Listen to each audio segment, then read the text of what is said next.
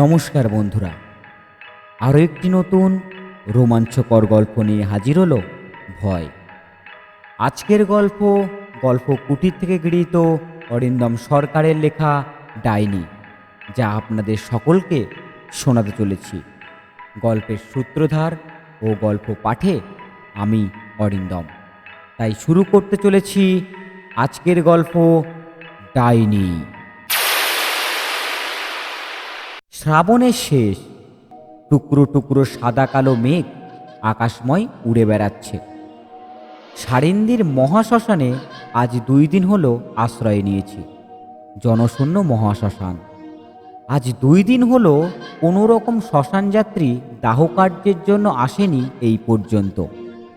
মাঝে মাঝে কয়েকজন বৃদ্ধ লোক আসে গাছতলায় বিশ্রামের জন্য। তারা আসে সারেন্দির মাঠে গরু ছাগল চড়াতে। সকালে আসে আর সন্ধ্যা হতেই যে যার বাড়ি ফিরে যায়। তারপর আমার একাকিত্বই আমার সম্বল। কিছুক্ষণ আগে এক পল্লা বৃষ্টি হয়ে গেছে, তাই অন্ধকারটা নেমে এসেছে খুব তাড়াতাড়ি। দৃষ্টিহীনের মতো গ্রামের এক প্রান্তে পড়ে আছে এই নিস্তব্ধ শ্মশানটা। ঘন ঘন শেয়ালের ডাক, অব্যক্ত চিৎকার বুককে কাঁপিয়ে দিয়ে যেন তারা আনন্দ উপভোগ করছে। বৃষ্টি ভেজা পরিবেশ, ছাতিম গাছের পাতা বেয়ে জল টপকে টপকে পড়ছে মাটিতে, আধভেজা পাতার ওপর। জোগাড় করা যে শুকনো ডালপালাগুলো ছিল সেগুলো ভিজে সপ সপ করছে। বারবার ধুনি জ্বালানোর অব্যক্ত চেষ্টার ফলেও যখন ধুনি জ্বালাতে পারলাম না, তখন সব ফুল ব্যর্থ হয়ে মানুষের মতো বটগাছের মোটা শিকড়ের ওপর বসে আছি। তারপরও মশার উপদ্রব, কি আর করি, চুপচাপ বসে আছি। বেশ কিছুক্ষণ এইভাবে একাকিত্ব কাটানোর পর দূর থেকে তাদের যেন একটা গলার সূক্ষ্ম প্রতিধ্বনি শোনা যেতে লাগলো। ওই রে, তাড়াতাড়ি তাড়াতাড়ি কর রে, কি করছিস? চুপচাপ বসে আছি। প্রতিধ্বনি আরও কাছে আসতেই সুরটা আরও স্পষ্ট হয়ে এলো। আমার বুঝতে অসুবিধা হলো না যে তারা কি বলছে। তারা বলছে, বল হরি, হরি বল, বল্ল হরি, হরি বল। নে নে, তাড়াতাড়ি কর, হ্যারিকেনটা উঁচিয়ে ধর রে, সামনে যে কিছুই দেখা যাচ্ছে না। নে ধর ধর, বৃষ্টি এলো বলে, তাড়াতাড়ি কর। আরেকজন বলছে, আরে পঞ্চা, সব ঠিক আছে তো? সব ঠিক আছে তো পঞ্চা? আজ্ঞে বাবু, সবই ঠিক আছে। আরে চল চল, তাড়াতাড়ি কর, পা চালা পা চালা। গলার আওয়াজটা শুনে বাকস গাছের ফাঁক দিয়ে উকি দিলাম। দেখার চেষ্টা করলাম তারা কে। খুব তীক্ষ্ণ দৃষ্টিতে দেখতে পেলাম মৃদু দুটি হ্যারিকেনের আলো সামনের দিকে মুখ করে দুলতে দুলতে আমার দিকেই এগিয়ে আসছে। মাঠের আল বরাবর আর পিছনে পিছনে কয়েকটি ছায়ামূর্তি এপাশ ওপাশ করতে করতে আসছে আমারই দিকে। দেখতে দেখতে তারা কাছে এসে পড়তেই বুঝতে পারলাম শ্মশান যাত্রী হতে চলেছে তারা এই রাত্রির জন্য। বল হরি, হরি বল, বল্ল হরি, হরি বল।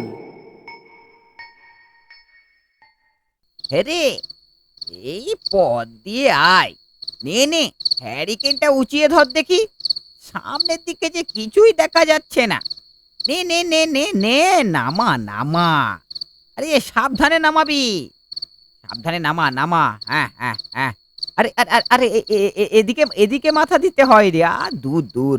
নে নে, তোরা কি জানিস না নাকি উত্তর দিক করে মাথা দিতে হয়? কত যে তোদের শেখাবো, সত্যি। দূর, কি দুর্যোগটাই না গেল বল মাথার উপর দিয়ে। বাবা, নে নে, নামা নামা নামা নামা। তার সঙ্গে সঙ্গে আমিও শ্মশান যাত্রীদের আশ্বাস পেয়ে তাদের কাছে গিয়ে দাঁড়ালাম। প্রথমে যে বস্তুটা আমার দৃষ্টি আকর্ষণ করলো তার রূপস্বরূপ দুটি আলতা মাখানো নীরব পদযুগল। সঙ্গে সঙ্গে বুকে একটা ঠান্ডা বাতাস বয়ে গেল। কিছুটা নিজেকে সামলে নিয়েই আর একটুখানি এগিয়ে যেতেই দেখি ঘন কালো কেশের স্মৃতিতে আগোছালো সিঁদুর ঘন ঘটা, নর কপাল জুড়ে বড় একখানি সিঁদুরের ফোঁটা। গভীর রাত, শরীর জুড়ে লাল বেনারসি শোভা, তার উপর রজনীগন্ধের মালা, মন্ত্রমুগ্ধ করা শেষের বিয়ের শৃঙ্গারের প্রতিবিম্ব। শ্মশান যাত্রীদের মধ্যে একজন বলে উঠল, হ্যাঁ রে পঞ্চু, লালু আর পচা এখনো তো কার্ড নিয়ে বেরোয়নি নাকি? এত দেরি লাগছে কেন তাদের? এতটুকু পথ, এদিকে যে রাতও বেশ গভীর হয়ে আসছে রে। কখন আসবে তারা? ব্যক্তির কথা শুনে পঞ্চ হ্যাঁক হ্যাঁক করে হেসে উঠল। তারপর সে ব্যঙ্গ করে বলল,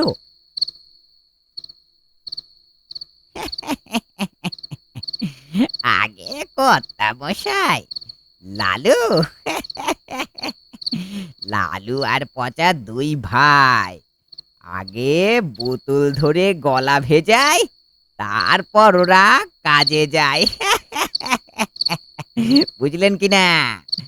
আর একটুক্ষণ ধৈর্য রাখুন, দেখতে পাবেন দুই ভাই কাঠ মাথায় নিয়ে এক্ষুনি এলো বলে হেলতে দুলতে। ওরে পচা, ওরা নাকি করবে কাজ, তাহলেই দোয়া সেরেছে। যাকে কর্তাবাবু বলে সম্বোধন করলেন সেই কর্তাবাবু আবার বলে উঠলেন, আচ্ছা, সে নয় তো হলো, কিন্তু তার জন্য যে আমাদের দাঁড়িয়ে থেকে তো লাভ নেই, কি বলিস? ওরা আসুক না, আমরা বরঞ্চ এদিকে কাজগুলো এগিয়ে রাখি। এই যে ধনা, ধনার চিতাটা গর্ত কর বাবা, খুঁড়ে ফেল বাবা, খুঁড়ে ফেল। পঞ্চা, তুইও যা ওর সাথে, লণ্ঠনটা দিয়ে আলো দেখাবি, বুঝলি? যা যা যা যা, দেরি করিস নে, দেরি করিস নে, তাড়াতাড়ি কর। শ্মশানের পশ্চিম দিক করে ধনা গর্ত খুঁড়তে শুরু করলো। পঞ্চু তার সামনে হ্যারিকেন উঁচিয়ে দাঁড়িয়ে আছে। কিছুক্ষণ পরে অর্ধ কাদামাটি মাখা অবস্থায় লালু আর পচা কাঠের বোঝা মাথায় নিয়ে টলতে টলতে শ্মশানের ভিতর প্রবেশ করলেন। তারা বলতে লাগলো, বলল হরি, হরি বল, বলল হরি, হরি বল। নে নে নে লালু, নামা নামা নামা। আহ আহ কাকা, নাও, একটু ধরো ধরো, নে পচা ধর, নাও কর্তা, তো তোমার এই যে কাঠ চলে এসেছে। এহ, এহ, এহ, এহ, এহ। আগে তোমার নয়, মানে মরার কাঠ আর কি। তারা আসতেই ধনা এসে বলল তার গর্ত কাটা সমাপ্ত হয়ে গেছে। তাতে কর্তামশাই বললেন, তবে আর দেরি না করে কাঠটা সাজিয়েই ফেল। কিরে পঞ্চা, যা যা বাবা, কাঠটা সাজিয়ে ফেল, তাড়াতাড়ি কর, রাত যে গভীর হয়ে এলো। কাঠ সাজানো হলো। তারপর দেহ চাপানো হলো কাঠ সাজানোর চিতার উপর। তারপর আগুন ধরিয়ে দেওয়া হলো চিতায়। ঠিক সেই সময় কোথা থেকে না জানি ঝোড়ো হাওয়ার সঙ্গে সঙ্গে টিপটা বৃষ্টিও শুরু হয়ে গেল। তাতে চিতার আগুন ধরাতে বেশ কষ্টই হচ্ছে শ্মশান যাত্রীদের। যতবার আগুন দিচ্ছে ততবারই ধপ ধপ করে নিভে যাচ্ছে আগুন কুণ্ড। তখনই শ্মশান যাত্রীদের মধ্যে একজন বলতে লাগলো, আরে, সবাই হরি বল দাও, তা না হলে তো চিতায় আগুনই নেবে না। একেই অকাল মরণ, একটু ভোগাবে তো বটেই জানা কথা। কই কই, সবাই হরি বল দাও গো, হরি বল দাও, হরি বল দাও। এ কথা অনুযায়ী সবার হরিবোল দিতে শুরু করলো। তাতে শ্মশান চত্বর যেন জাগ্রত হয়ে উঠেছে কোনো এক অদৃশ্য শক্তি বলে। তাতে আমি বেশ বুঝতে পারছি সবাইকে অবাক করে দিয়ে ঝোড়ো হাওয়াটা আর বৃষ্টিটা যেন এক নিমেষে থেমে গেল। সৃষ্টি হলো নীরব শান্ত পরিবেশ। তাতে চিতার আগুন দাউ দাউ করে জ্বলে উঠল। তা দেখে শ্মশান যাত্রীরা বটগাছতলায় বসে তামাক সাজাতে লাগলো আর গুনগুন করে যে যার মতো গান করতে লাগলো। তখন আমি কালী মন্দিরের বারান্দায় মোমবাতি জেলে মন্দিরেতে বসে আছি। তখন পঞ্চুমশাই আমার উদ্দেশ্যে ডাক দিলেন। ঠাকুর মশাই, এই যে, ও ঠাকুর মশাই, একা একা বসে কেন? আসুন আসুন ঠাকুর মশাই, আসুন, আমাদের আমাদের সাথে এসে বসুন। তামাক সেজেছি আপনার জন্য, তাড়াতাড়ি আসুন, তাড়াতাড়ি আসুন। অগত্যা মানবতার খাতিরে তাদের কাছে গিয়ে বসতেই বলল। বসে পড়ে বললাম, এইসবের আর কি দরকার ছিল? তোমরা জাগাও না, তারপর নয় আমাকে দিও।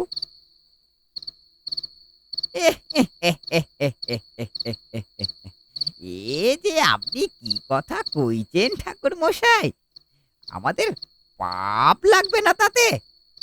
আপনি সাধু মানুষ, আপনার কাছ থেকে একটু প্রসাদ পাবো, ভগবানের প্রসাদটা যে ভাগ্যে আমার লেখা আছে ঠাকুর মশাই, অমনটি করবেন না।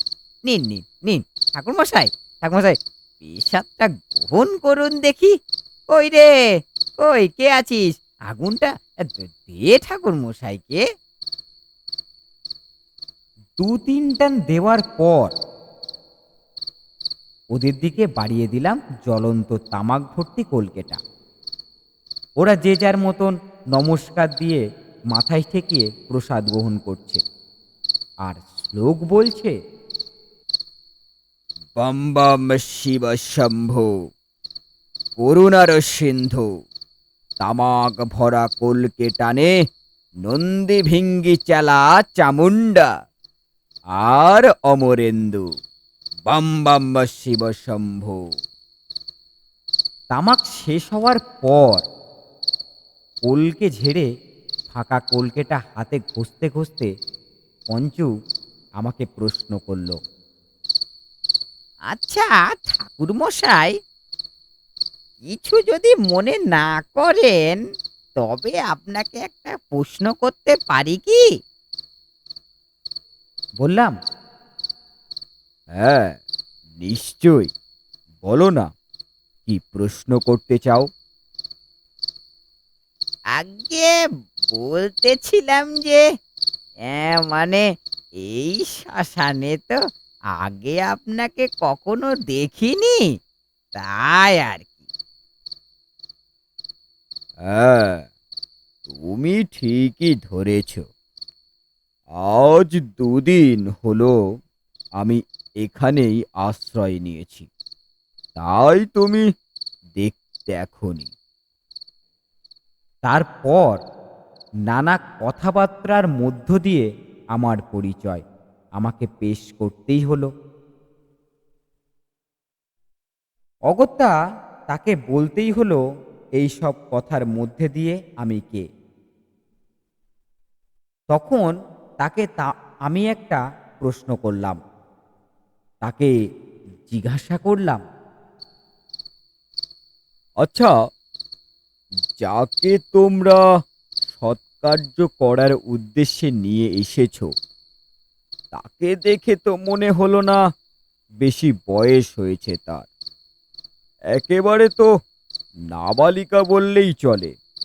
কিভাবে মৃত্যু হলো তার? আমার কথা শুনে পঞ্চু যা বলল তাতে বেদনা ছাড়া আর কিছুই মনকে ছুঁতে পারে না। সে বলল, আমাদের গ্রামে মল্লিকদের ছোট্ট একটিখানি পরিবার, বাবা মা সহ বউ আর উপেন। উপেনের বিয়ে হয় এই 1 বছর হলো কমলিকার সাথে। বেজায় ভালো, বউ বললে গ্রামের নাম ডাক ছিল তার। কথাই বলে না, ভালো মানুষের আয়ু বেশি দিন আর হয় না। তাই হলো কমলি এই এ- এ- এই 8 মাসে ধরে অন্তঃসত্ত্বা। সন্তান প্রসবের দিন ছিল আজই, কিন্তু মহাকালের কি লীলা দেখুন। সন্তান প্রসব করার খানিক আগেই অকাল মৃত্যু হয় তার। সন্তান আর প্রসব করা হলো না তার। মা হওয়ার অতৃপ্ত বাসনাটা কমলির আর পূরণ হলে না ঠাকুর মশাই। সে কতই না বলতো, কাকা দেখো, আমার একটা ফুটফুটে ছেলে হবেই নিশ্চয়। আর কি, ছেলে তো আর আশা হলো না। সে তো নিজেও সমর্পণ করলো মহাকালের হাতে। সবই নিয়তি, সবই নিয়তি ঠাকুর মশাই, সবই নিয়তি। এই সমস্ত কথা বলার পর অপেক্ষা ভেঙে পড়ল। পঞ্চু মশাই বললাম, হ্যাঁ, ঠিকই বলেছেন, সবই নিয়তি, কপালের লিখন, কেই বা খণ্ডাতে পারে। আমরা উপলক্ষ মাত্র, অপেক্ষা ছাড়া আর কি বা করতে পারি আমরা। যখন যাই সময় হবে, তখন তাকে ঠিকই চলে যেতে হবে। এই যে বিধাতার লিখন, মহাকাল তার কর্মে রত। চলুন, আমরা বরঞ্চ চিতার পাশে গিয়ে দাঁড়াই। অগত্যা মনের ভাব কিছুটা নিরাময়ের জন্য জ্বলন্ত চিতার সামনে গিয়ে দাঁড়ালাম। অতৃপ্ত মা হওয়ার আনন্দ উপভোগ করতে গিয়ে চিতার জ্বলন্ত অগ্নিকুণ্ডে এখন পুড়ে পুড়ে সাদা কালো মাংস পিণ্ডতে পরিণত হচ্ছে বাসনময় চেতনা। এখন তা কাল্পনিক, উপন্যাস মাত্র। রাতের গভীর অন্ধকারে এই অকাল অগ্নিকুণ্ডের তাণ্ডব দেখছি। আর কজন শ্মশানযাত্রী ঠিকই সেই সময় খুব জোরে একটা বম ফাটার মতো শব্দ হলো চিতার ভেতর থেকে। তা হতেই সবাই একদম হকচকিয়ে উঠল। আরে আরে, কি হলো রে? হ্যাঁ, এমন শব্দ কি কি থেকে এলো? দেখ দেখ দেখি, দেখ দেখি। আর কি শব্দ রে ভাই? কেউ দেখলাম তাতে এগোলো না, কেউ আর কর্ণপাত করলো না। পঞ্চু একাই চিতার দিকে এগিয়ে গিয়ে বলল, আগে কর্তা মশাই, কমলিকার পেটটা যে আগুনে ফেটে গেছে, তাই এই শব্দ। এই তোরা আরো আরো কাঠ চাপা, বুঝলি, না হলে যে চিতাটা নিভে যাবে। নে নে নে, দাঁড়াস নে, দাঁড়াস নে, তাড়াতাড়ি করে ওই কাঠটা চাপা, বুঝলি। পঞ্চুর সাহস আছে বলতে হয়। এত সহজে যে কথাটা সে বলল, তাতে তার বড়াই না করে থাকা যায় না। ততক্ষণে জ্বলন্ত চিতাটার ভিতর দিয়ে বড় বড় করে আওয়াজ বের হচ্ছে। দেখতে পেলাম চিতার আগুন আস্তে আস্তে নিভে আসছে। পেট ফেটে যাওয়ার ফলে মদ মৃদ গলিত নারীর ভুঁড়িসহ পেটে নানান উপকরণ গলে গলে পড়ছে চিতার ওপর। ততক্ষণে চিতা নিভে গিয়ে ধোঁয়াচ্ছে। ফের কাঠ সাজানো হওয়ার পর আগুন জ্বালানো হলো। আগুন জ্বলে উঠতেই চারিদিক আবার কম্পিত আলোর ভাবে উৎফুটিত হয়ে উঠল। ঠিক সেই সময় পঞ্চু পিছন ঘুরে আমার দিকে তাকালো, আর তাকানোর ফলে তার যে অবস্থা হলো সেটা এরকম। তার আতঙ্ক ভরা মুখটা চিতার আলোয় ঝলসে উঠল। আমার পায়ের দিকে ইঙ্গিত জানিয়ে আঙুল দিয়ে ইশারা করে সে চিৎকার করে বলল, ও কি, ও কি ঠাকুর মশাই, আপনার পায়ের কাছে ও কি? পায়ের দিকে তাকাতেই বুকের হৃৎস্পন্দন ঠান্ডা হয়ে গেল। শরীরে যেন আড়ষ্ট হয়ে আসছে স্নায়ুতন্ত্র। নিচু হয়ে তাকাতেই কম্পমান আগুনের শিখায় বুঝতে পারলাম সেটি একটি নবজাত শিশুর নরখুলি। হালকা আলোতে তার দুধের মতো চমক দিচ্ছে। আমাকে চুপ থাকতে দেখে পঞ্চু বলে উঠল, কি হলো ঠাকুর মশাই, কিছু যে বলছেন না, কি হলো? বললাম, ও কিছু না, পায়ের কাছে একটা পায়ের মালাই চাকি খুলে নিচে পড়ে গিয়েছিল। দাঁড়াও দাঁড়াও, আমি তুলে দিচ্ছি। আমি এই শ্মশান সম্পর্কে আর কিছুই বলতে চাই না। আমি তাদের আর এই সম্পর্কে কিছু বললাম না, পাছে তারা ভয় পায়।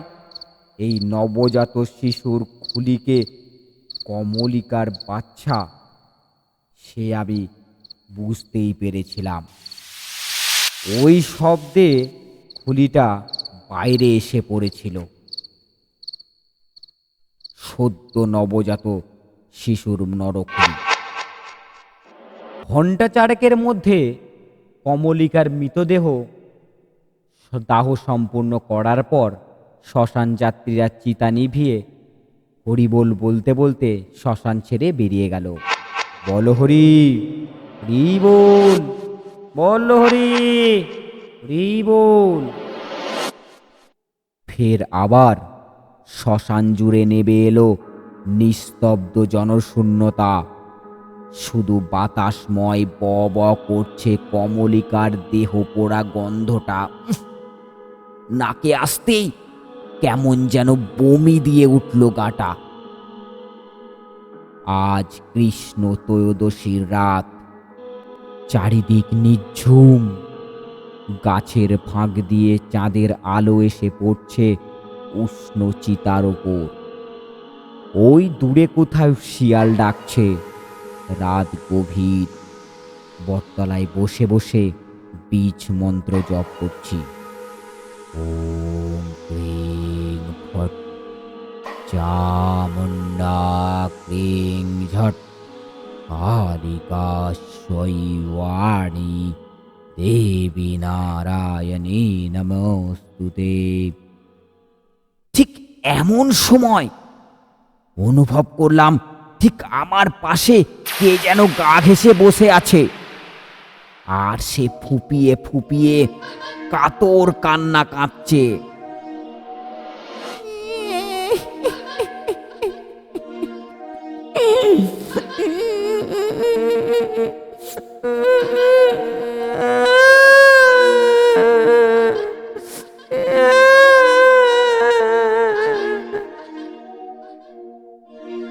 সে কান্নার শব্দে নিঃশ্বাস বন্ধ হয়ে যায়, বুক ফেটে যায়। এক্ষুনি যেন বুক ফেটে মারা যাব আমি। স্নায়ুতন্ত্র সজাগ, তার সঙ্গে নাকে আসছে মরা পচা গন্ধ। আমি ততক্ষণে বুঝে গেছি আমার পাশে বসে আছে সে মানুষ হতে পারে না অবশ্য, মানুষ থেকেও উচ্চ স্তরে ভয়ানক কিছু একটা। আস্তে আস্তে চোখ খুলে দেখি আমার দিকে পিছন করে কোনো এক নিকষ কালো অন্ধকারযুক্ত নারী বসে আছে। লম্বা কেশযুক্ত উলঙ্গ নারী মূর্তি, সাপের মতন তার কেশমণ্ডল লক লক করছে তার মস্তিষ্ক বেয়ে পিছন দিকে। ধীরে ধীরে তাকে প্রশ্ন করলাম, কে কে তুমি? কান্না থামিয়ে সে নারী মূর্তি বলল,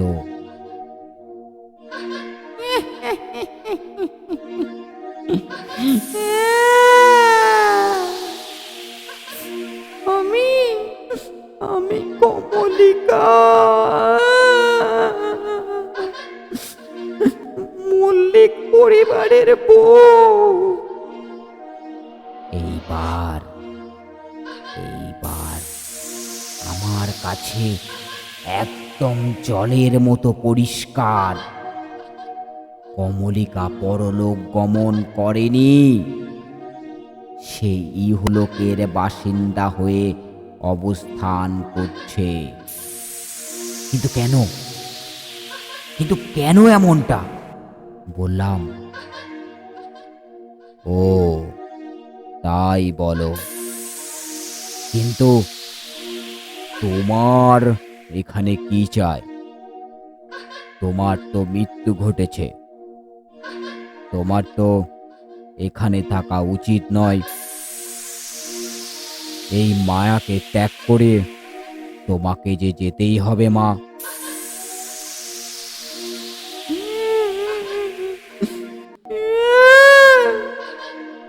যেতেই তো পাচ্ছি না, আমার যে মুক্তি হয়নি এখনো। আমি যে তাই যেতে পারছি না ঠাকুর মশাই। আমার মুক্তি দাও, আমায় মুক্তি দাও।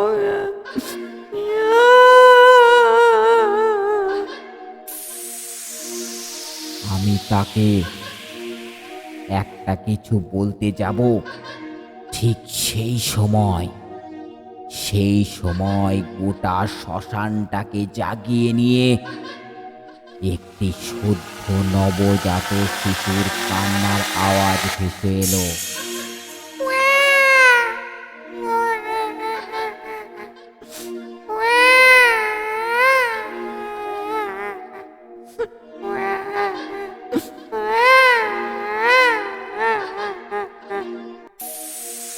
সে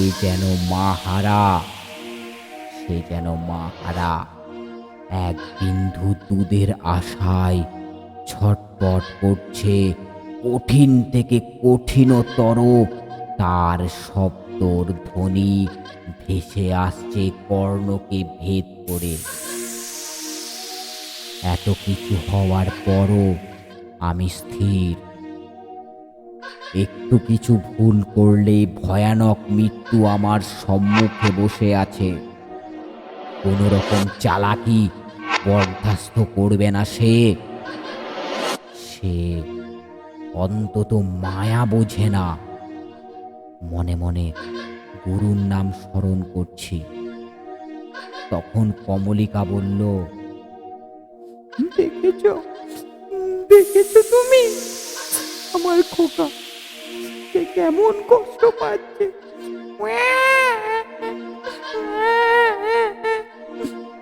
মুক্তি দাও, মুক্তি দাও, সে মুক্তি দাও,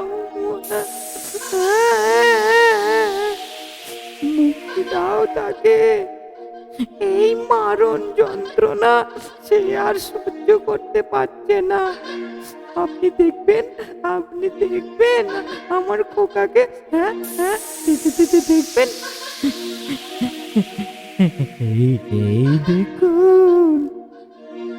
সে পাশ ফিরতেই খোকার দিকে তাকিয়ে আমার সারা শরীরে এক ভয়ানক শিহরণ খেলে গেল।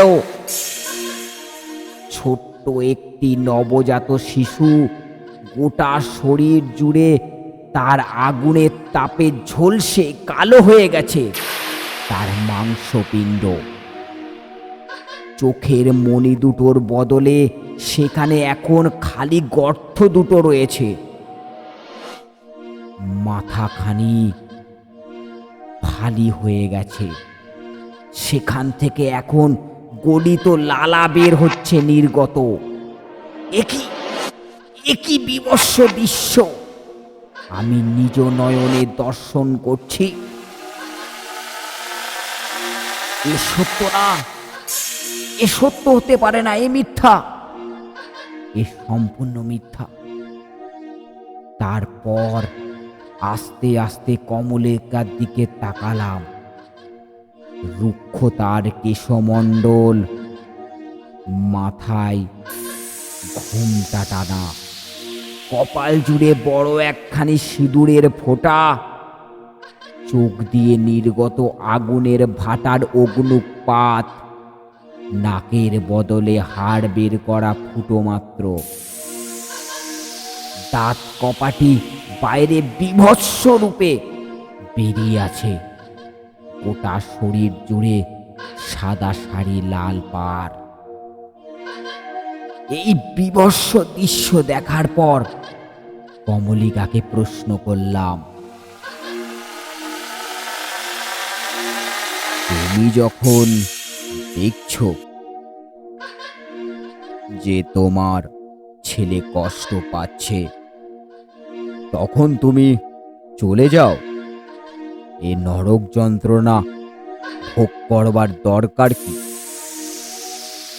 এই নরক যন্ত্রণা ভোগ করবার থেকে চলে যাওয়াটাই তো ভালো মা। কি জন্য এখন পড়ে আছো তুমি? চলে যাও।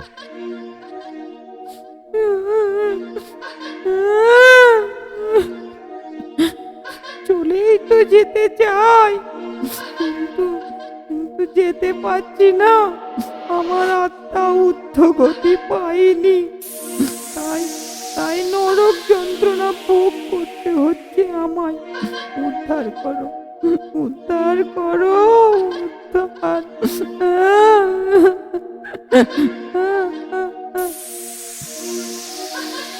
কেন ঊর্ধ্বগতি পাবে না কেন?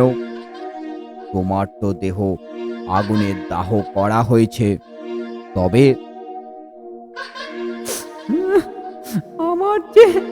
আমার যে স্বাভাবিক মৃত্যু হয়নি, আমার যে অকাল মৃত্যু হয়েছে। আমাকে যে খুন করেছে, মৃত্যুদণ্ড দিয়েছে ওরা, মৃত্যুদণ্ড দিয়েছে ওরা। খুন করেছে আমাকে, খুন। কমলিকার কথা শুনে চমকে উঠলাম। মৃত্যুদণ্ড? কিন্তু কিন্তু কেন? কেন এরকম শাস্তি তার? জিজ্ঞাসা করলাম, কেন মৃত্যুদণ্ড দিয়েছে তোমাকে? কার এত বড় সাহস, কার এত বড় দুঃসাহস যে নিজে হাতে নরমৃত্যু করছে? সদ্যজাত শিশু যার গর্ভে, সে মাতাকে হত্যা করবার দুঃসাহস হয় কি করে? কে এই পাপী? বলো আমায়। আমার স্বামী সে আমাকে ফাঁসি দিয়েছে, গলায় দড়ি দিয়ে আড়াই ঝুলিয়ে দিয়েছে, মৃত্যুদণ্ড উপহার দিয়েছে আমায়।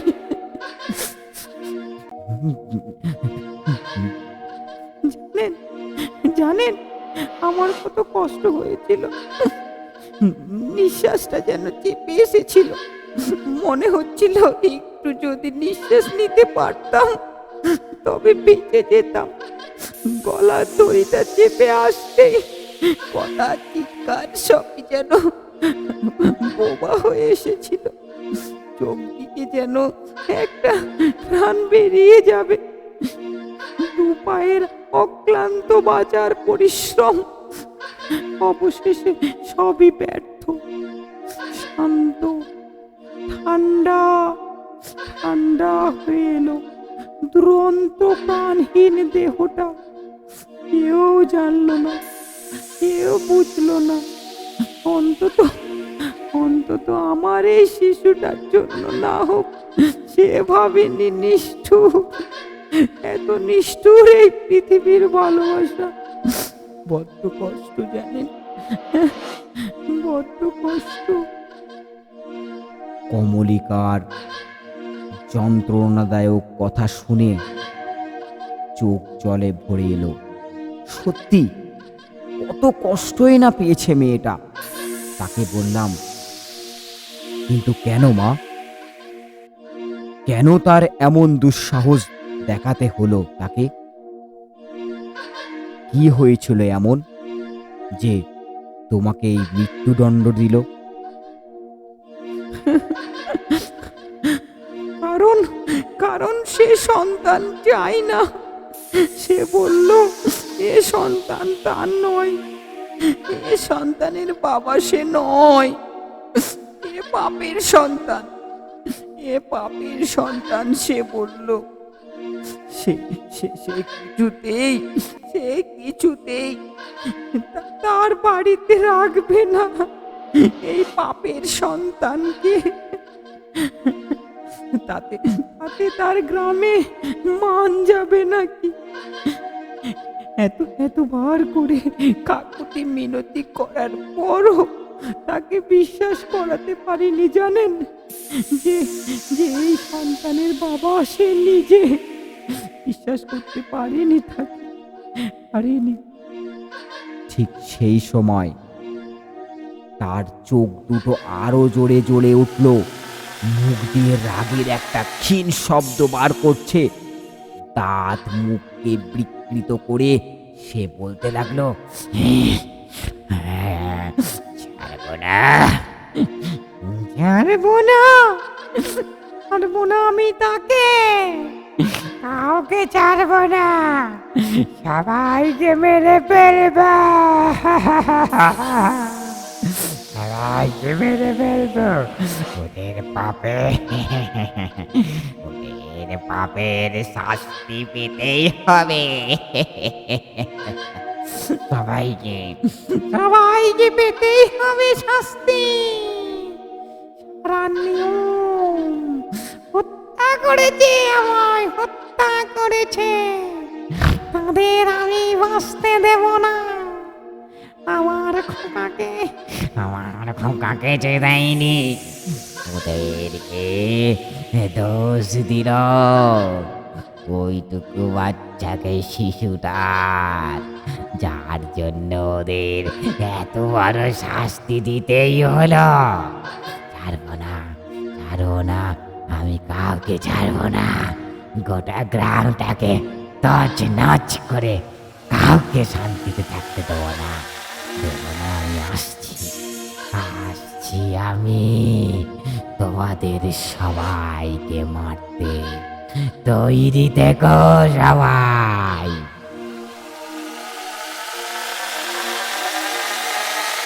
এই বলে কমলিকা নিমেষের মধ্যে উধাও হয়ে গেল। সে যেন অন্ধকার বাতাসের মধ্যে বিলীন হয়ে গেল। চারিদিকে নিস্তব্ধ, পচা গন্ধটাও এখন আর পাওয়া যাচ্ছে না। এইবার আমার কাছে পুরো ব্যাপারটা সম্পূর্ণভাবে পরিষ্কার। কমলিকার স্বাভাবিক মৃত্যু হয়নি, তাকে প্রাণে হত্যা করা হয়েছে। এই রূপ হত্যা যাদের হয় সন্তান সম্ভব অবস্থায়, তারা মহাডামরীর উপাখ্যানে ডাইনিতে পরিণত হয়, যা খুবই শক্তিশালী পিশাচতন্ত্র। মাতৃহারি ডাইনি চামড়ি বলা হয়ে থাকে এই তন্ত্রে। এরা রাত্রের অন্ধকারের কালো মিশমিশে শয়তান, যার হাসি সাক্ষাৎ মৃত্যু বলে অভিহিত। আজ আজ কৃষ্ণ ত্রয়োদশীর রাত। ডাইনির অশুভ ক্ষমতা আজ 100 গুণের থেকেও বেশি। আজ তাকে দমন করা যার পক্ষে সম্ভব নয়, কারো পক্ষে সম্ভব নয়, সে আজ সাক্ষাৎ মৃত্যুরূপে উপস্থিত হবে তার শত্রুর সম্মুখে। মৃত্যুদণ্ড দেবে তাকে, মৃত্যুদণ্ড। এই চিতার করাতেই তাকে শুতে হবে আজ। এই চিন্তা করতে করতে ভোরের দিকে চোখে একটু ঘুম নেমে এলো। তন্দ্রাটা ভাঙল গরু চড়াতে আসা দুটি লোকের শব্দে। তারা বলছে,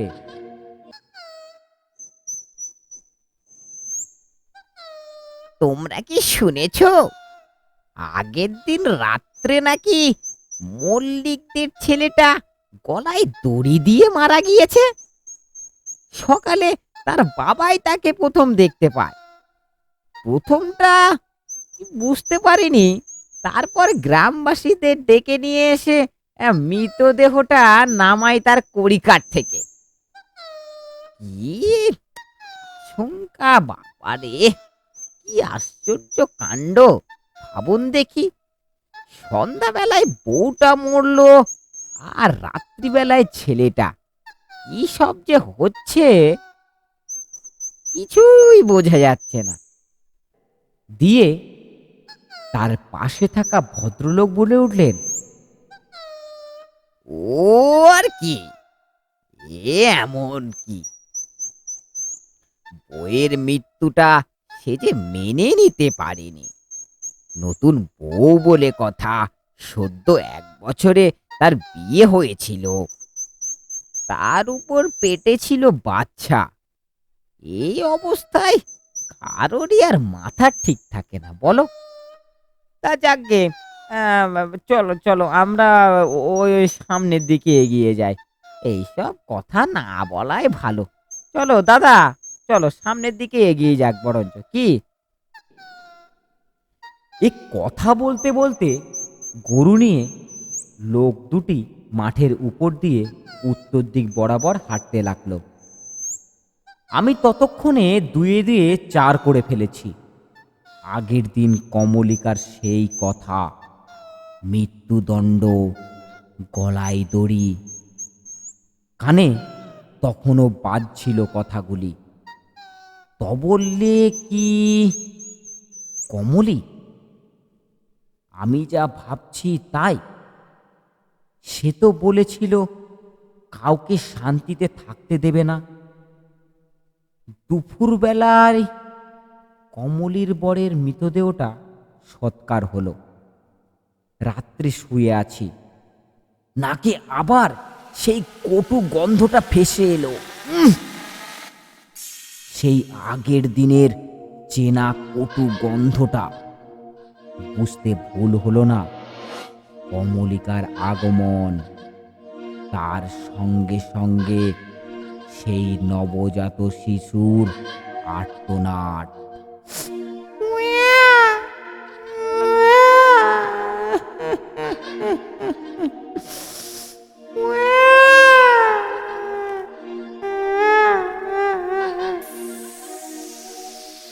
সে গোটা শ্মশান জুড়ে দাপিয়ে বেড়াচ্ছে।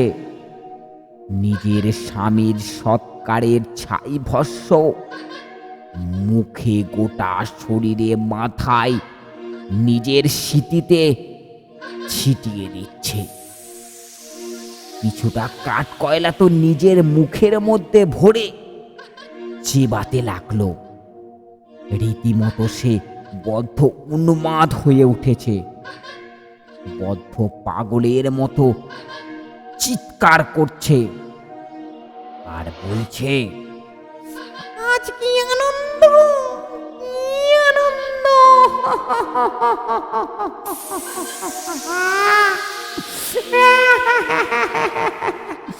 দিয়েছি দিয়েছি মৃত্যুদণ্ড।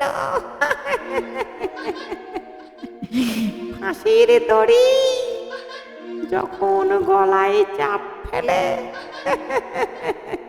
তখন কেমন কষ্ট হয়। আমারও হয়েছিল। নে, এখন মরলি তো আমার হাতে। আরো মরবি। গোটা গ্রাম শ্মশান হয়ে যাবে।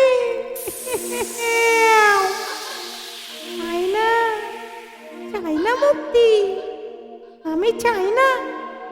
আমি তো চাই হত্যা, হত্যা চাই, শুধু হত্যা। আজ কি আনন্দ!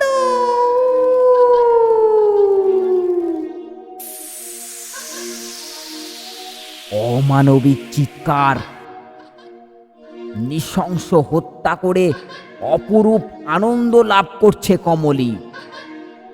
এই করে প্রতিদিন একটি করে নরহত্যা করে আর শ্মশানে এসে বদ্ধ উন্মাদের মতো চেঁচাতে থাকে সে। এর ফলে গ্রামবাসীরা ভয়ে থিতিয়ে যায়। অর্ধেক গ্রাম তো ভয়ে, কয়েকটি পরিবার তো গ্রাম ছাড়া হয়েছে। এমনটাই চলতে থাকলে তো গ্রাম সাফ হয়ে যাবে। আমার আর সহ্য হচ্ছিল না। প্রতিদিন একটি করে নরবলি, এ তো হতে দিতে পারি না আমি। একজনার দোষের জন্য যে একাধিক মানুষ প্রাণ হারাবে, এ তো হয় না, এতে হতে দিতে পারি না আমি। সেদিন ছিল অমাবস্যা। সকাল সকাল স্নান সেরে গ্রামের দিকে বেরিয়ে পড়লাম, গ্রামবাসীদের সাথে একটা পরামর্শ করব বলে। গ্রামে ঢুকতেই বড় একটা বটতলার চারিদিকে বাঁশের তৈরি মাচা, তার উপর দেখি কয়েকজন মধ্যবয়স্ক ভদ্রলোক, কয়েকটি বাচ্চা ছেলেমেয়েরা খেলা করছে। আরও কাছে যেতেই যে লোকটিকে আমি চিনতে পারলাম, তার নাম পঞ্চু মশাই। সে আমাকে দেখতে পেয়ে ছুটে এসে বলল,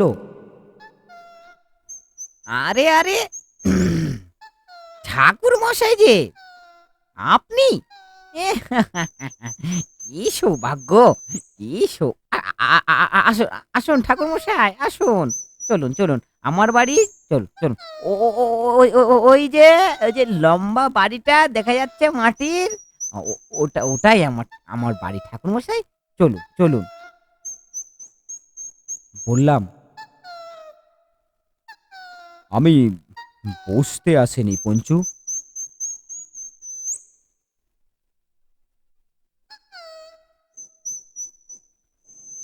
তা তোমরা কেমন আছো সবাই? আর কোথায় আর ভালো, আর দেখতেই তো পাচ্ছেন গ্রামটায় যে অমঙ্গল ঘটছে। প্রতিদিন একটি করে মৃত্যু, তা আবার একইভাবে মৃত্যু, গলায় দড়ি। আতঙ্কে যে গ্রাম ছেড়ে পালিয়ে যাচ্ছে সবাই। এই উম, কার গ্রামটা যে সে হয়ে যাবে ঠাকুর মশাই, গ্রামটা যে কি হবে তা বুঝতে পারছি না। আচ্ছা পঞ্চু মশাই, তোমাদের মোড়লের সঙ্গে কি একটু দেখা করা যায়? তুমি কি আমাকে সেখানে নিয়ে যেতে পারো? হ্যাঁ, তা পারবো না কেন, অবশ্যই পারবো। কিন্তু কেন ঠাকুর মশাই, কিছু কি হয়েছে? সে তোমাকে আমি এখন বলতে পারবো না। ওখানে গেলে সবটাই জানতে পারবে। নাও, এখন নিয়ে যেতে পারবে নাকি সেটাই বলো। অবশেষে মোড়লের বাড়িতে গিয়ে পৌঁছালাম আমরা। আমরা বললাম এই কারণে, কারণ গ্রামের আরও কয়েকজন বৃদ্ধ বয়স্ক লোক গিয়ে হাজির হয়েছিল মোড়লের বাড়ি। মোড়ল বলতে ওই জমিদারের বাড়ি আর কি। তো জমিদার দেখি তার দক্ষিণের বারান্দায় বেতের চেয়ারের ওপর বসে হিসাব নিকাশ করছিলেন। আমরা তার সম্মুখে যেতেই তিনি আমাদের প্রশ্ন করলেন, কি ব্যাপার, তোমরা সবাই একসঙ্গে? গ্রামে সব ঠিক আছে তো? কোনো রকম বিপদ হয়নি তো গ্রামে? তাতে পঞ্চু জমিদার মশাইকে বললেন, আগে না জমিদার বাবু, তেমনটা কিছুই নয়। ঠাকুর মশাই আপনার সাথে একটু দেখা করতে চান, তাই আপনার সাথে মানে একটু দেখা করতে নিয়ে এসছিলাম জমিদার বাবু। তখন আমি জমিদারের উদ্দেশ্যে বললাম, নমস্কার। নমস্কার জমিদার বাবু। আমি তারকনাথ মুখুজ্জে। আমি আপনার সাথে একটু দেখা করতে এসেছিলাম। হ্যাঁ, নমস্কার নমস্কার। আসুন আসুন জমিদার বাবু, আসুন। তোমরা সবাইও বসো, দাঁড়িয়ে কেন? হ্যাঁ, বলুন বলুন ঠাকুরমশাই, কিভাবে আপনাকে সাহায্য করতে পারি? বললাম, কিছুই করতে হবে না, শুধু আমার কথা আপনাকে একটু মন দিয়ে শুনতে হবে, তাহলেই হবে। তাতে জমিদার বলল, এমন কি কথা ঠাকুর মশাই, বলুন শুনি। তাতে আমি তাকে বললাম, কথাটা আমাদের মানে আপনাদের গ্রামের কালরাত্রি নিয়ে। যে মৃত্যুলীলা আপনাদের গ্রামে প্রতি রাত্রিবেলায় ঘটছে, তা প্রতিরোধ করতে আমি আপনাদেরকে সাহায্য করতে পারি, যদি যদি আপনি তাতে অনুমতি দেন তাহলে। আমার প্রস্তাব শুনে জমিদার বললেন, সে তো খুব ভালো প্রস্তাব। আপনি যদি আমাদের সাহায্য করেন তাহলে তো আমাদের আর কোনো চিন্তাই থাকে না। আচ্ছা ঠাকুর মশাই, আপনি কি বলতে পারেন এই মানে এ, আমাদের গ্রামে এই অশুভ শক্তির আবির্ভাব হলো কিভাবে? যা থেকে আমার যদ্দূর মনে হয়, মল্লিক বাড়ির বউটা মারা যাওয়ার পর থেকেই লক্ষ্য করছিলাম যে এই অশুভ শক্তির আবির্ভাব ঘটেছে। তার এই সন্দেহটা সঠিক বটে। তাও আমি বললাম, আপনি একেবারে সঠিক বিবেচনায় করেছেন জমিদার বাবু।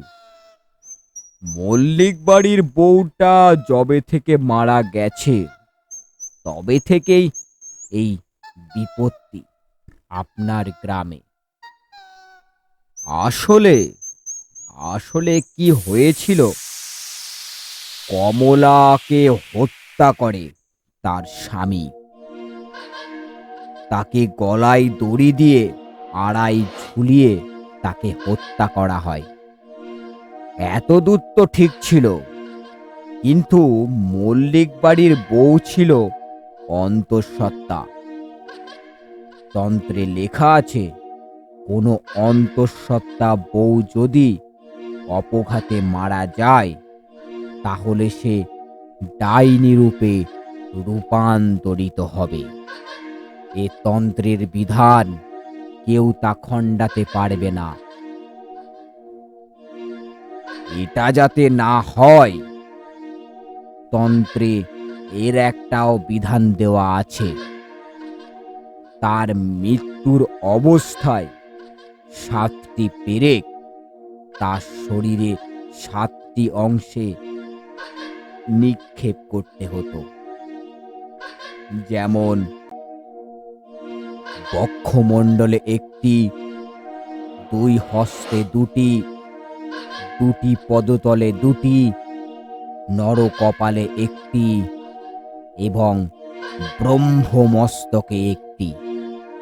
এই 7টি পেরেক যদি তার শরীরে নিক্ষেপ করে দেওয়া হতো তাহলে আজ এমন পরিস্থিতি হয়তো হতো না।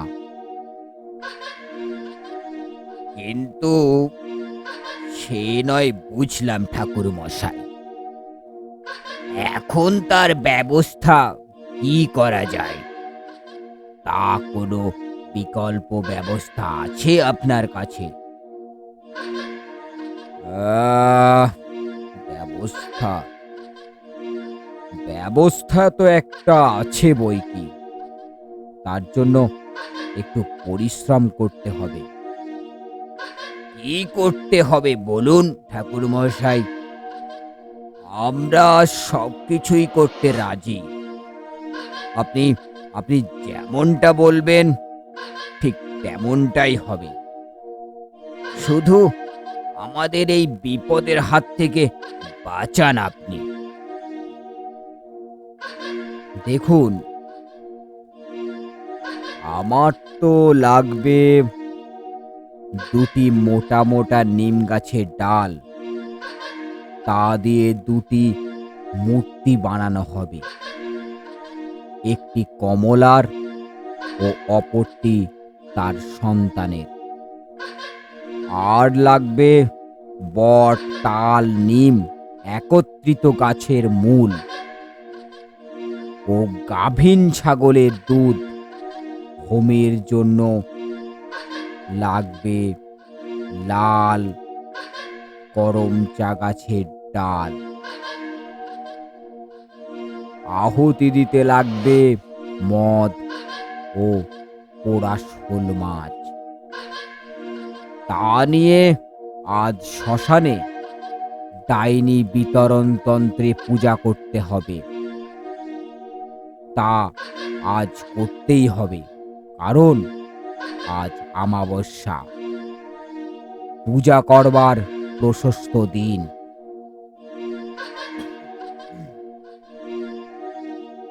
তাতে সবাই রাজি হয়ে গেল।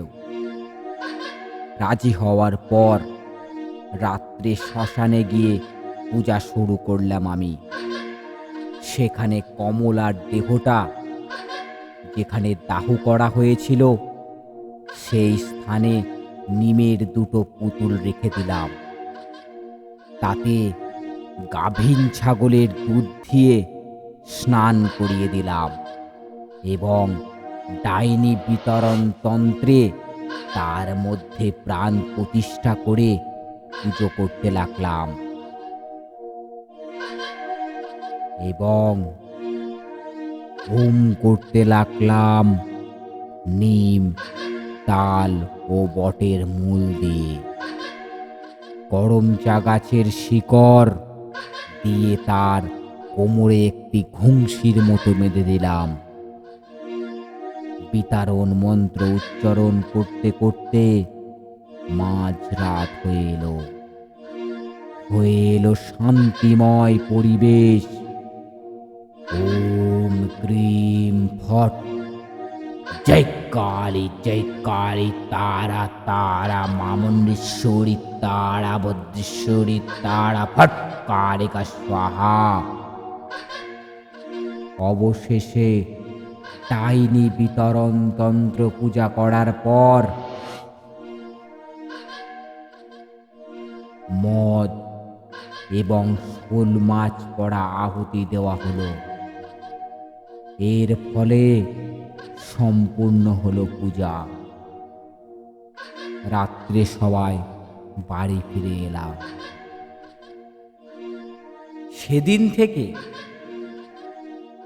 সেদিন থেকে গ্রামে আর কোনো উপদ্রবের কথা শোনা যায়নি। যেমন অদ্ভুতভাবে এই আতঙ্ক নেমে এসেছিল গ্রামের বুকে, ঠিক তেমনিভাবে আকস্মিক চলে গিয়েছিল এই মৃত্যুলীলা। ঠিক এইভাবেই শেষ হলো আজকের গল্প ডাইনি। পরের সপ্তাহে ঠিক মঙ্গলবার রাত 9টায় আরও একটি নতুন রোমাঞ্চকর গল্প নিয়ে হাজির হবে ভয়। শুনতে থাকুন এবং আনন্দ উপভোগ করতে থাকুন আমাদের এই গল্পগুলো। ভালো থাকুন, সুস্থ থাকুন। ধন্যবাদ।